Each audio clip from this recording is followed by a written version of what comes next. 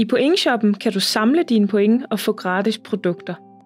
I denne video viser vi dig, hvordan du bruger dine point til at bestille et produkt fra vores Pointshop.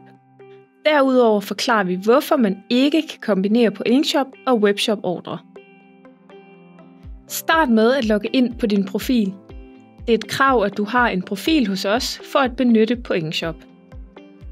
Når du er logget ind, skal du gå til menupunktet Pointshop, hvor du tages direkte til Pointshoppens produktoversigt.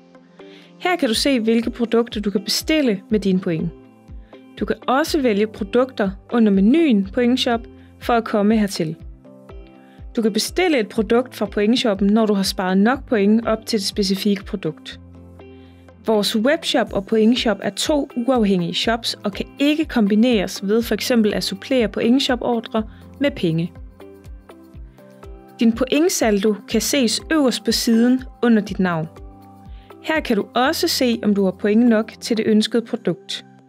Du finder produktets pointværdi i produktoversigten.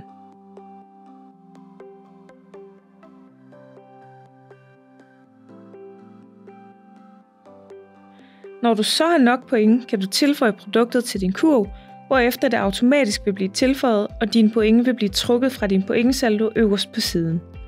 Fjerner du derefter produktet fra kurven, bliver din point føjet til din pointsaldo øverst på siden. Når du har valgt de produkter, du gerne vil bestille, afslutter du ordren. Du afslutter ved at klikke på indkøbskurven i øverste højre hjørne, og derefter klikke på knappen Bestil.